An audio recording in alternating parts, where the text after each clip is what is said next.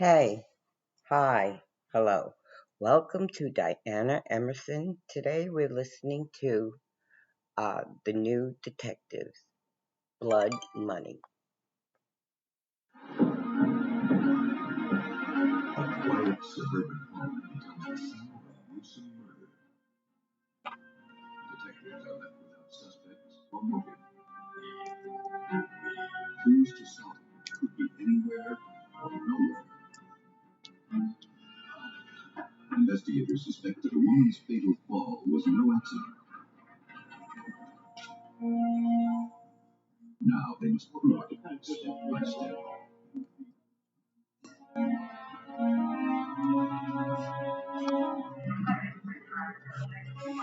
When a murder exposes a family secret and a cast of shady characters, detectives don't know whom to believe. Killers have their own warped reasons for murder. Some kill for love, some seek vengeance, and others hope to line their pockets with blood money.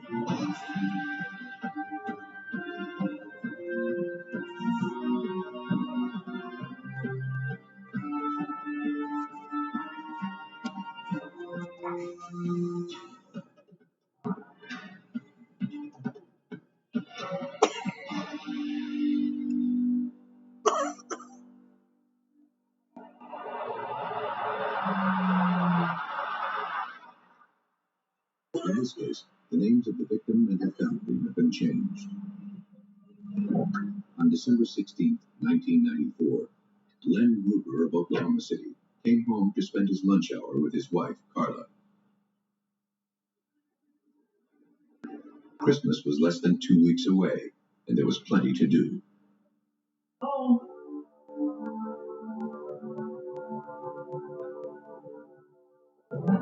In an instant, the pleasant lunch he had planned turned into undiluted horror. Carla lay dead between the kitchen and the dining room. She was naked except for a single sock. A pair of pinking shears jutted from her chest. Yes, it's an emergency. My wife's been stabbed. Police processed the scene. From the looks of it, the victim had fought mightily against her attacker. There was no evidence of sexual assault. Though signs of a struggle were found throughout the house, the epicenter seemed to be the kitchen. Drawers were upended, and the killer had apparently tried several weapons before choosing the pinking shears. The countertop bore a fresh knife strike. A broken knife and a bloodied barbecue fork lay on the floor.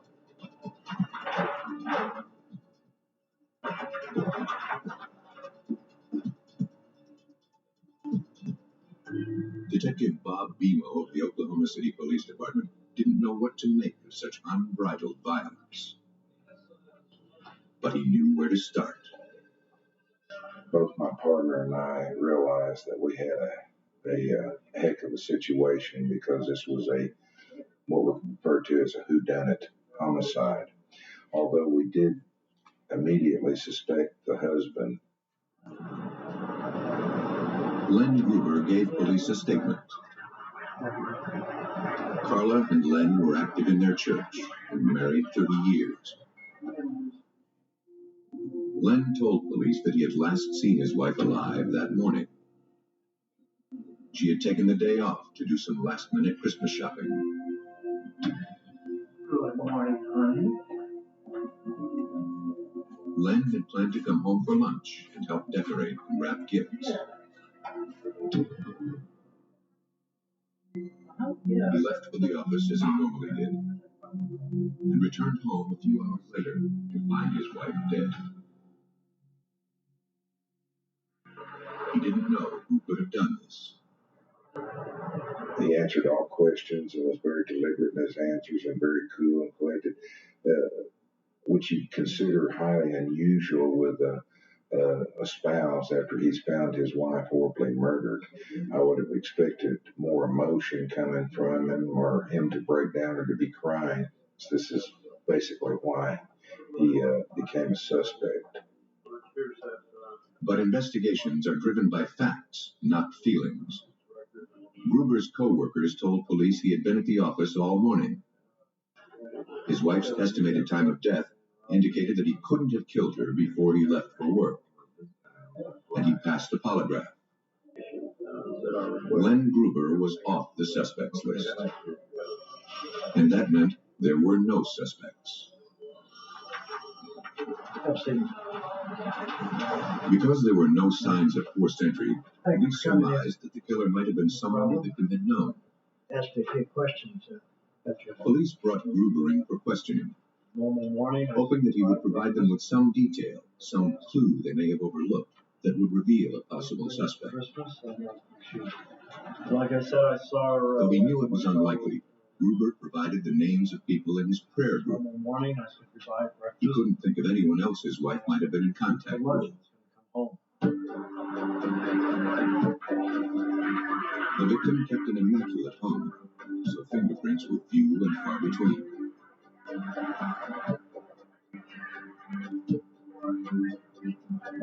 Those found at the point of entry belonged to the Grubers or their neighbors, except for a single thumbprint pulled from the storm door. Who it belonged to was anyone's guess. The forensic investigation continued.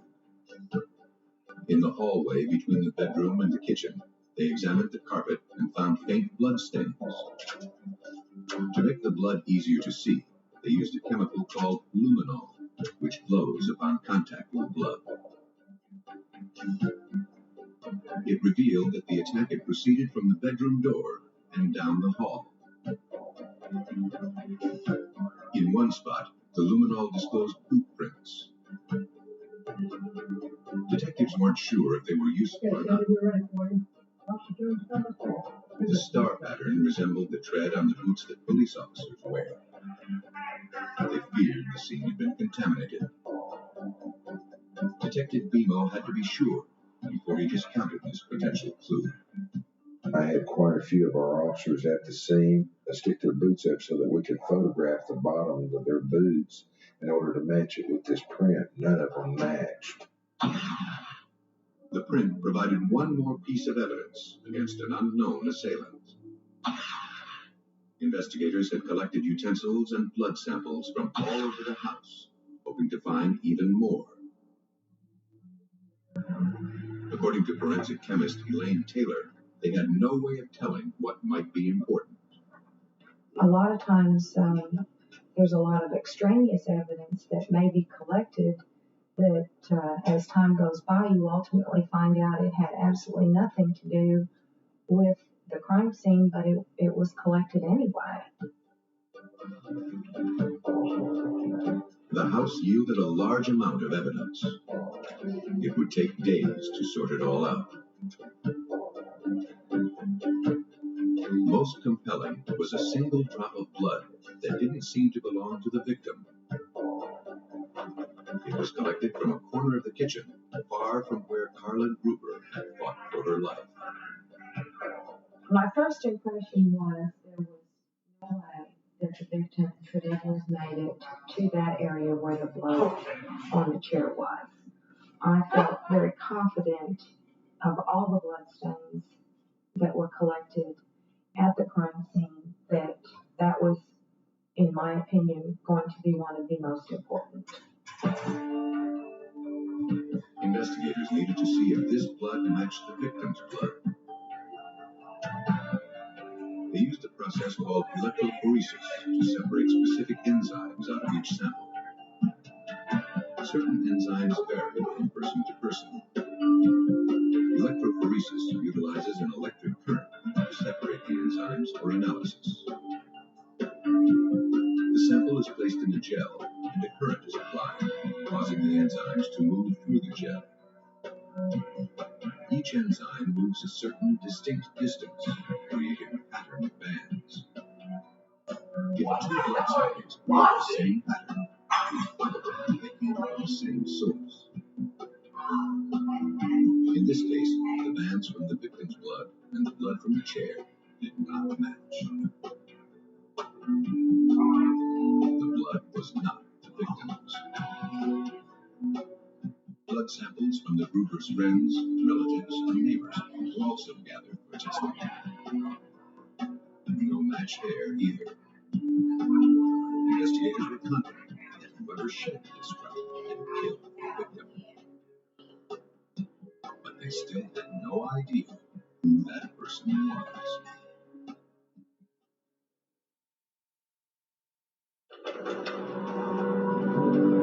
As investigators collected clues to the murder of Carla Gruber, the victim's husband, Glenn, collected his thoughts.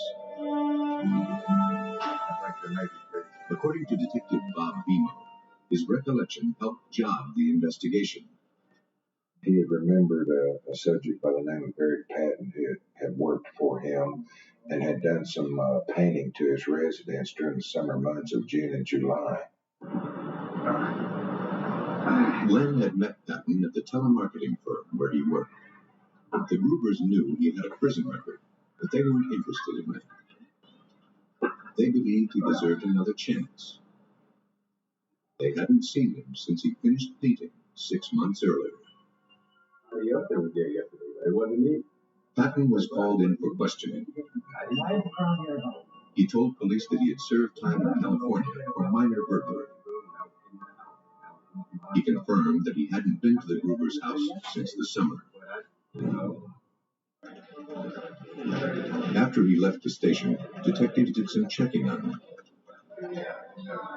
They learned that he had asked to have his parole moved to Oklahoma so he could be with his family and girlfriend. Detective Bemo contacted his parole officer to check his story. I found that he had been involved in several armed robberies where he used a knife and a pair of scissors. The scissors were quick to catch my eye, and my partner and I both felt like that we had something here. On December 22nd, 6 days after the murder, Carla Gruber was laid to rest. Investigators used the opportunity to look for potential suspects by photographing those attending. The main reason that you photograph these individuals is to find out if somebody who's been named is there, also somebody that hasn't been named shows up. You want to know who they are. You never know. It's unusual, but in some cases, the suspect has been known to attend the funeral. This was one of those cases. The suspect, Eric Patton, was there. Glenn Gruber identified him from photographs taken at the funeral. Because he barely knew the victim, his attendance raised suspicions, but provided no real evidence of guilt. The best proof would likely come from the physical evidence. The Oklahoma City Police Forensics Lab sorted out the items collected from the crime scene. Attention focused on a bloody barbecue fork retrieved from the kitchen. Investigators wondered if the killer's prints were engraved in Carla Gruber's blood. After photographing the fork to document it, technicians shined an alternate light source over it. Prints too faint to be seen in ordinary light can often be revealed through light of a different wavelength. None turned up, but that didn't mean none were there. The next step was treatment with a chemical called diamidobenzidine. It reacts with blood proteins, clinging to them and turning them brownish red. The chemical was applied and then developed, revealing a single, clear print. It matched the print from Eric Patton's previous arrest report. So did the print on the Gruber's storm door.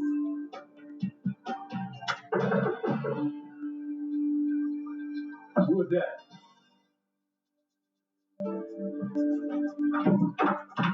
You Eric Patton? Yes, sir. I have a warrant for your arrest. Warrant for my arrest for what? Police made their arrest. Better take you down now. Boots were found that matched the tread pattern photographed at the crime scene. They, too, belonged to Patton.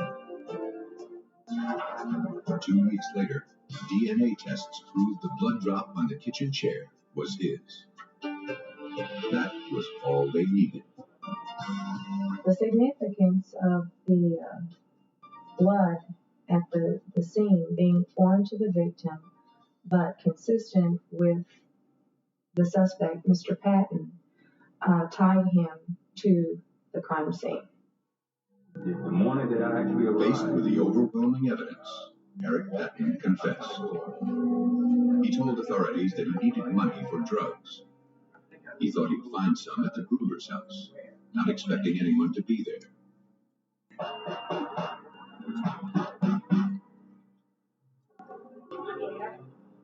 When he saw that Carla Gruber was home, he modified his plan. She invited him in. I need to borrow some money. When he asked for money, she went to find some, though she told him she didn't keep any in the house.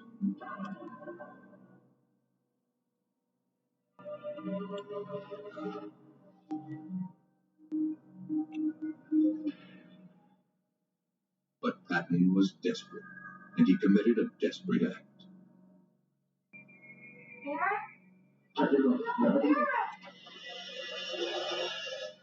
Because of the heinous nature of his crime, Eric Patton received the death penalty.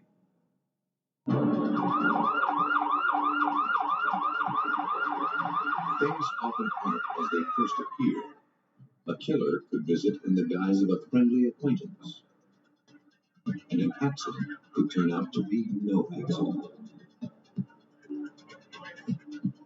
On June 7, 1988, paramedics in Tyler, Texas, called to the home of 66-year-old Betty Lucas. Her son Stephen reported that she had fallen down the stairs while he was visiting. She had critical head injuries, and her vital signs grew weak. Paramedics stabilized her for transport to the hospital. There, Betty Lucas's condition continued to worsen. The following day, Stephen Lucas made the difficult decision to have his mother taken off life support. She's in deep coma. Within a few hours, Betty Lucas was dead. I'm asking you, is she going to come out of this? I don't know, Mr. Lucas. 2 days later, the Tyler Police Department received an anonymous call advising them to investigate her death. What looked like an accident, the caller said, might really be a murder. The caller suggested looking more closely at Stephen Lucas. The tip was forwarded to Detective Danny Alexander.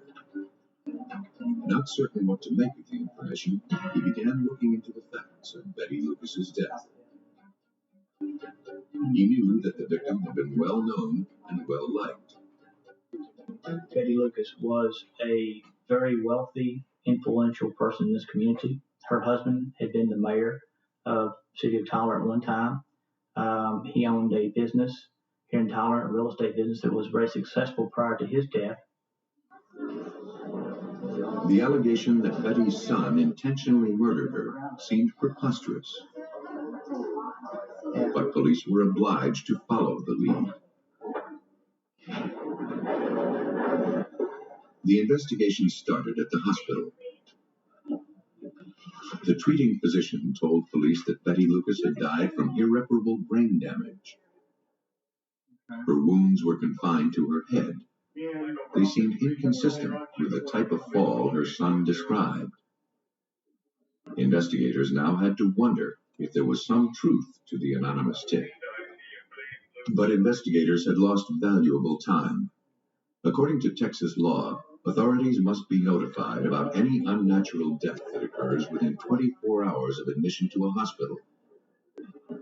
Betty Lucas's death fell into this category, but her doctor had been unaware of the rule and had released her for burial. At that point, we were behind in the game. Evidence had been possibly lost or was no longer available to us. And the fact was that within a couple hours of our notification, she was to be buried. By the time police began their investigation, her body was already gone. Alexander learned from the doctor that Stephen Lucas had acted strangely while his mother was in the hospital. He had been unwilling to provide details about the accident and demanded that she be buried as soon as possible once she was declared dead. Stephen had not notified Betty's family in South Carolina of her being admitted to the hospital, nor did he notify them that she had died and was buried.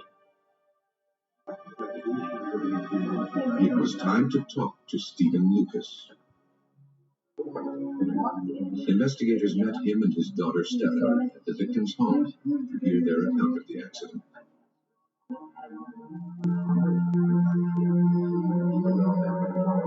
Stephen told them that he and Stephanie had stopped over around dinner time to return Betty's VCR. He said that Betty was angry with him because he didn't want to attend an upcoming charity event. She then accused him of breaking her VCR and handed it back. Stephen didn't want her to carry the heavy machine herself, but she refused his help. After a tug of war at the top of the stairs, she jerked it up and over her shoulder. The next thing Stephen knew, his mother had fallen over the banister and tumbled down the steps. Are you okay? Steve indicated that when she hit the staircase, that she then began to slide down this staircase, her head bouncing on each step as she went down. And that when she had reached the bottom of the staircase, she was in the foyer area, that she stood up briefly and then fell back, hitting her head one last time on the last stair of the staircase. Stephen said that he immediately ran to the bottom of the stairs and moved his mother's head from the bottom step to the marble floor. He then sent Stephanie to get help from a neighbor while he called an ambulance. Stephanie said she saw her father and grandmother fighting, but because they always squabbled, she wasn't alarmed. The detective didn't get much more information out of the young woman. When you asked her about any questions and tried to pin her down into a specific story, she would be very evasive and finally would say, "I'm not sure." Stephen was asked to walk through the scene and recreate what had happened. When he and Stephanie were asked separately where Betty was standing before the fall, they identified locations at least 20 feet apart. Police found no evidence of a struggle at either point. There was another puzzling detail. A neighbor told police that Stephen Lucas and his daughter Stephanie didn't accompany Betty to the hospital immediately after the accident. Instead, they had stayed behind to clean the blood off the floor. Not only was it odd behavior of worried family members, it eliminated a vital source of evidence. After questioning the witnesses and examining the scene, police still had no clear idea how the victim fell. They had no way of corroborating the Lucas's vague stories or any way of proving that they were lying. A lot of unanswered questions were buried along with Betty Lucas.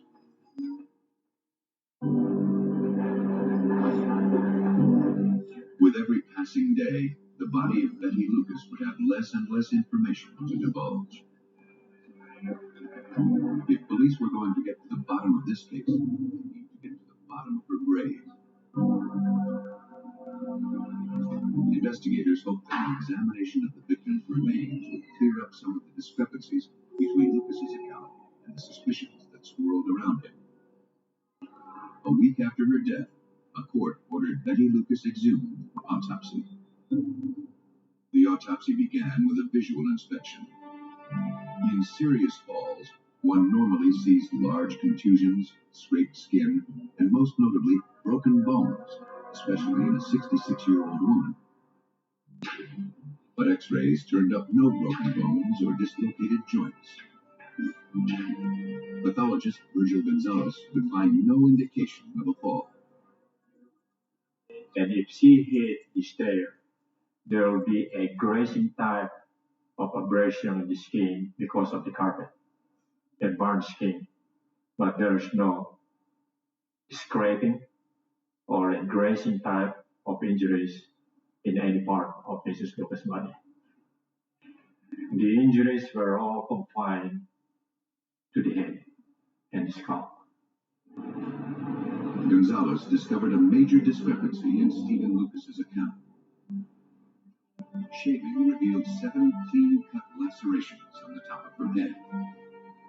If, as Stephen said, she'd received her wounds by sliding down the stairs, only the back of her head would have been injured. From these 7 lacerations, Gonzalez could draw only one conclusion. Betty Lucas is not an accidental death. It's a homicide. No matching weapon was found, but investigators were certain that Betty Lucas's wounds could not have come from a fall. After the autopsy, police spoke with Stephanie a second time.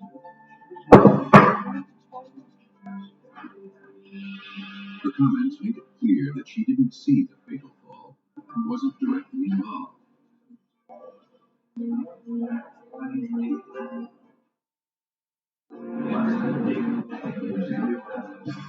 Based on the autopsy findings and the family's inconsistent stories, the police classified Betty Lucas's death a homicide, and Stephen Lucas was their main suspect. Investigators returned to the home of Betty Lucas to build their case. They didn't have a lot to go on. There were no signs of damage on or near the second floor banister, where the struggle had supposedly occurred. Investigators could find no clues to trace the victim's trajectory down the stairs. No evidence was found at the top of the stairs, but the staircase was hardly pristine.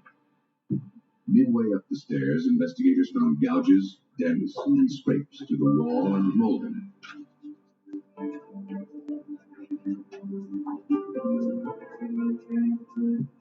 A painting was pulled away from the wall, as if someone had clung to it for balance.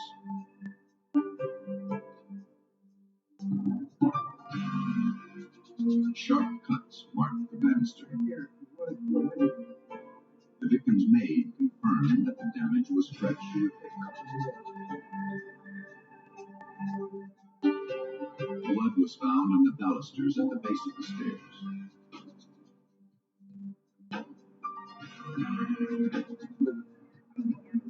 Investigators had found a spot that Stephen and Stephanie's cleaner had missed. In that area, we also found very small amounts of blood, which would indicate to us that at some point Betty Lucas's head had rested on that step, or something had happened to get blood in that area. As the investigation progressed, police searched for motive. Investigators learned that Stephen and Betty's relationship had soured after Stephen failed to repay her a $350,000 loan. Things had recently gone from bad to worse when she refused to give him another $50,000. With Betty dead, Stephen's debt would be relieved, and he stood to inherit even more money from her estate. She controlled the money in the family, and he was in financial trouble and needed that money. And a lot of arguments, especially right before her death, centered around him wanting to borrow money, get more money from her. On November 10th, 1988, armed with a motive and forensics that seemed to disprove Stephen Lucas's account, police arrested him. Lucas stood trial in May, but after 6 weeks in court and 22 hours of deliberation, it ended in a hung jury.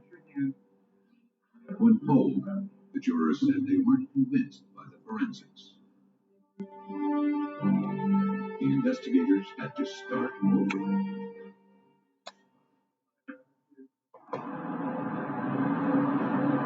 The first trial of Stephen Lucas ended in a hung jury. The weight of the evidence had failed to tip the scales toward either accident or murder.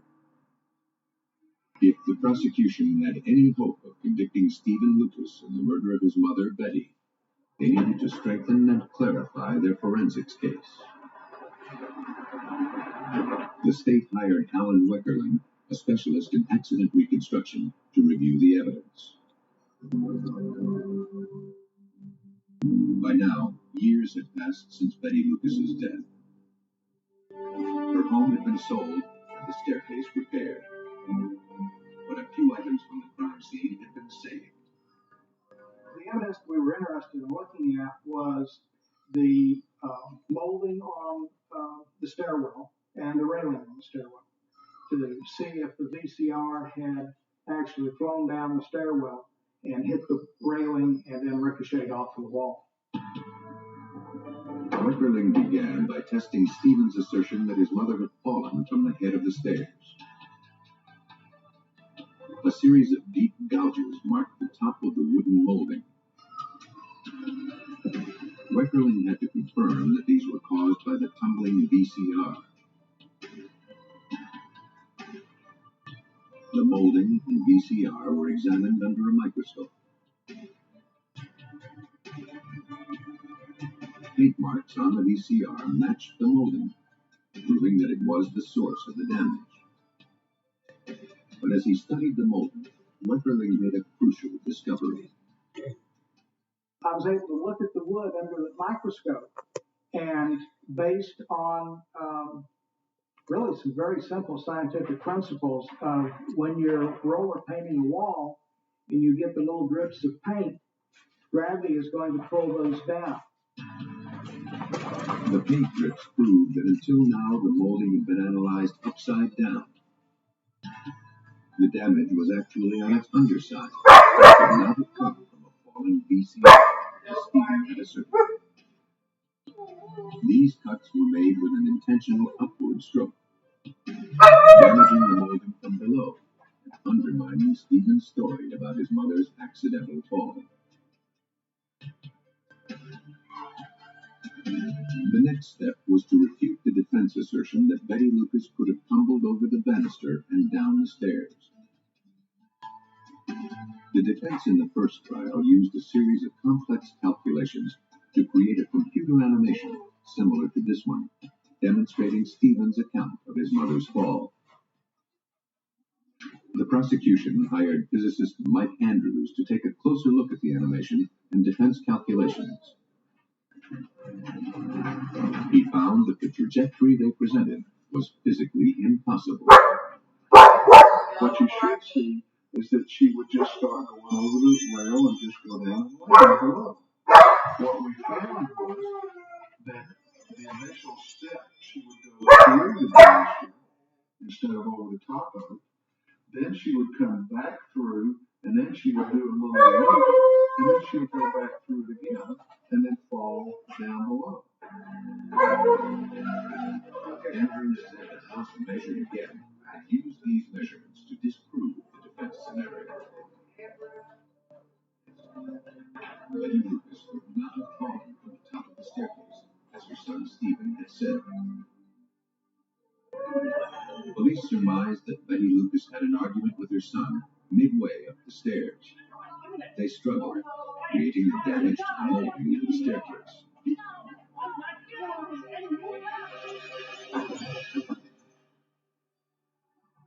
Betty fell, and Stephen Lucas beat her near death with an unknown weapon. Lucas stood trial again. This time, the forensic evidence proved that Betty Lucas could not have fallen accidentally. Impeccable detective work that kept a wily killer from getting away with a nearly perfect murder. There was no eyewitnesses, only the suspect and the victim. Had it not been for the evidence uncovered by the use of forensic science, Steve would have walked away. Stephen Lucas's plan was complete when he authorized the hospital to take his mother off life support. Stephen was found guilty of first-degree murder and was sentenced to 35 years. Stephen Lucas tried to get away with murder by making his mother's death look like an accident. Others aren't so thorough in hiding the crime. In this case, names of the victim and her family have been changed. In the early morning hours of February 19, 1988, a motorist in Lincoln, Nebraska, came across what looked like a one-car accident. Inside, the victim, the woman, was dead, apparently from a head injury.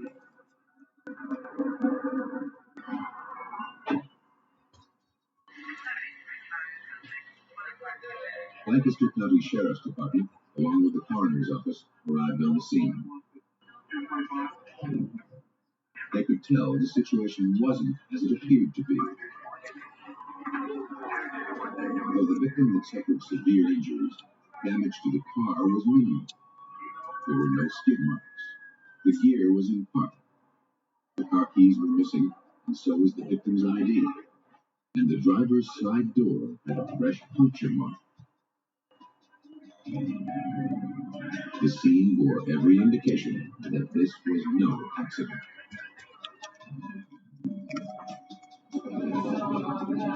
Sergeant Larry Russell led the investigation. The injuries were not that type of an injury that would be in comparison to a traffic fatality that you would normally see, the trauma. In looking at the individual closer, it was actually found to be bullet holes that some sort of projectile that had gone into the head area. The search of the area surrounding the crime scene found no gun or other apparent clues. In fact, all that was found was a pack of cigarettes, torn open from the bottom, and two pairs of house slippers, a men's pair and a women's pair. They were collected, but they didn't seem relevant. Based on the vehicle registration, the Sheriff's Department tentatively identified the victim as Jane Leary, age 25.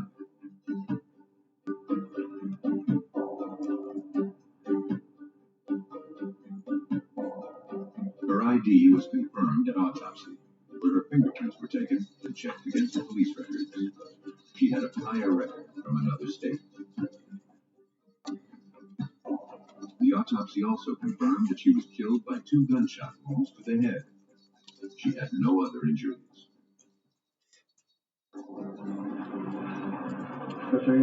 Investigators contacted the victim's husband. He was brought in for questioning. Talk to you about last night. Now, Jack Leary didn't seem terribly surprised by the news. Police asked him to recount the events of the day before. Why don't you clean up around here? Eddie, Leary told police out that of he that and garbage. Jane had been fighting. Nothing serious, just a typical domestic quarrel. As usual, Jane took the kids to her mother's and then went on. He really didn't worry about it. A few hours later, 2 acquaintances of the victim showed up at the Leary home. Herman Buckman and his girlfriend, Goldie Fisher. Leary admitted to police that Jane sold drugs. He said that Buckman and Fisher came there to trade a handgun for some. When he told the couple that his wife wasn't home, they left to go find her. Leary suspected they murdered his wife. That wasn't how it sounded to Detective Russell. My first initial impression is that the husband definitely knew more than he was telling. It just didn't seem likely that, gosh, you arrive at an individual's house and you say, hey, your wife has just been shot. And the guy comes up with, well, oh, yeah, there were some people here the night before, and they were wanting to sell a gun for drugs. And it just didn't seem real believable initially, primarily because of his demeanor. While Jack Leary was giving his statement, his wife's car was being scoured for clues. Investigators found little more than cigarette butts.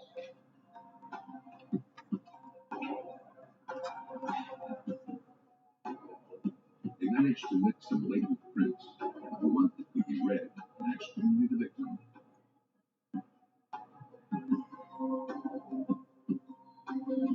Cigarette butts in the car were sent to the lab for analysis to see if they might reveal some clue. A test called immunoglobulin allotyping was performed on traces of saliva on the filter. Eddie. The test analyzes the You don't want to presence talk of about that. specific proteins found in body fluids. These proteins are genetic markers that vary to a certain degree from individual to individual. According to serologist Rena Roy, formerly at the Nebraska State Patrol Laboratory, the results weeded out most of the population, but indicated that whoever smoked the cigarettes was most likely African American. 95% of the African American population was excluded as being the donor of the saliva on the cigarette butt, as well as 99.3% of the Caucasian population. The results suggested that the victim, the Caucasian, wasn't the one who smoked the cigarettes found at the scene. The murderer possibly had. Police were now looking for an African American suspect. Jack Leary was off the suspects list.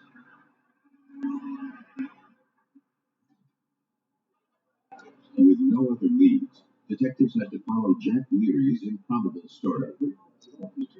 They ran a check on Herman Buckman and Goldie Fisher. Both had prior records for narcotics, burglary, and assault. They called Buckman in for an interview. He wasn't the most cooperative of subjects. He said he didn't need an attorney. When Herman came into the room, I initially read him his rights. He pretty much told me to go pound sand. I'm not going to tell you that. I wasn't there. A few other words were said, and he then asked for a cigarette. Buckman refused the deputy's cigarette and said he only smoked a certain brand. Mr. Buckman, we'd like to ask you some questions, as you may be aware. Understand? A pack was brought to him. He opened it from the bottom. It was a habit he picked up in prison to keep the filters clean. You know, it's like a light bulb came on. I've seen this cigarette pack before somewhere, and then, of course, at the crime scene, there was a cigarette pack with the same type of tear. The interview concluded, and Buckman left behind 2 cigarette butts. They were collected and sent to the lab to see if the saliva from the filters matched the saliva from the ones collected from the murder scene. The same immunoglobulin allotype test was performed on these filters. Then the results were compared. The genetic markers on the filters from the car and from the ones Buckman left at the station matched closely. Looking at the results, we could conclude that Mr. Buckman could have been the donor of the saliva on this cigarette butt. The characteristics of the saliva were common to 5% of the African American population. The margin of error was too wide. Also, the cigarette only proved that the smoker had recently been in the victim's car. It didn't prove he was the killer. The cigarette butts could have been in the car for weeks. Investigators reviewed everything they had on Buckman, trying to find holes in his story. He had told detectives that he spent the whole night with his girlfriend, Goldie Fisher. In her interview, Goldie Fisher told police that on the night of the murder, she was out with friends and went to see her mother. When's the last time you saw her? She confirmed that Herman Buckman was with her the whole time. Okay, see? I To check point her the alibi, camera to him and investigators he made a wants visit to to leave. Goldie Fisher's mother. Hates the camera. She didn't know about the crime or that her daughter might be under suspicion. She told police that Goldie hadn't been to see her in at least 4 days. Jane Leary's murder occurred only 1 day earlier. Goldie's alibi was starting to tarnish.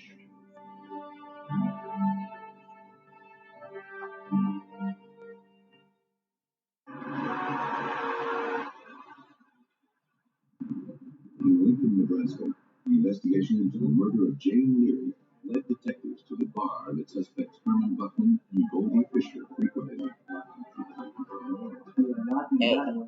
Some patrons said they saw the couple there on the night of the murder. Buckman had a gun with him. Detective Russell learned something else about the pair as well. One of the things that Herman Buckman and Goldie Fisher did is they would dress rather nicely going out for the evening, but they had a very unusual thing. They both wore house slippers, which isn't common in my estimation to go out in house slippers. The slippers found at the crime scene, once thought to be insignificant, now were more closely analyzed. Droplets of blood were found on them. The blood matched the victim's. That linked the slippers to the victim, but not necessarily to the suspects. Investigators needed something more solid. As news of the crime spread, a potential witness surfaced. She realized she'd been near the murder scene shortly after the crime occurred. She picked up a hitchhiker.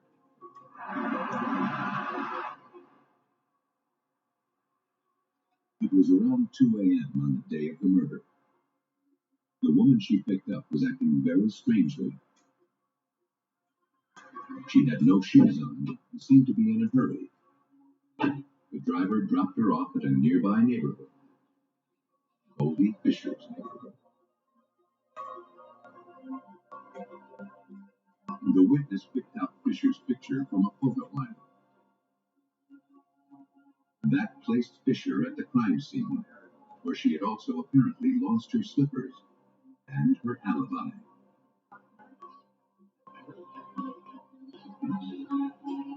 Investigators now had enough to arrest Fisher and Buckman for suspicion of murder. With both of their suspects in custody, it was a matter of securing the case against them. Investigators set out to find evidence that placed Fisher and Buckman at the scene.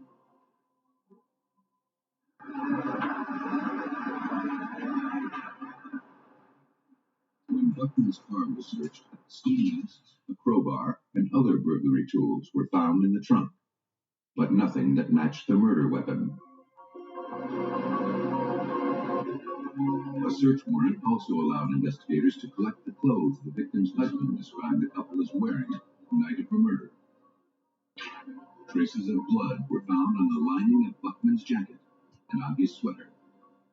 It was the victim's blood.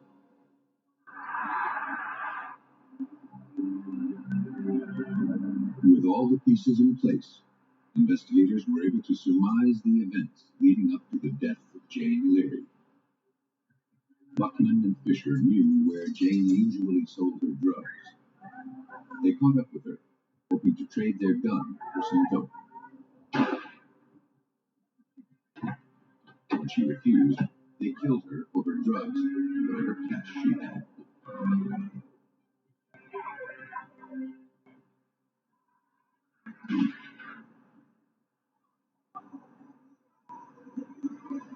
Then they pushed the car into the ditch. In addition to receiving 20 to 60 years for firearm possession, Herman Buckman was sentenced to life. Goldie Fisher, charged with robbery and accessory to murder, received 15 to 30 years.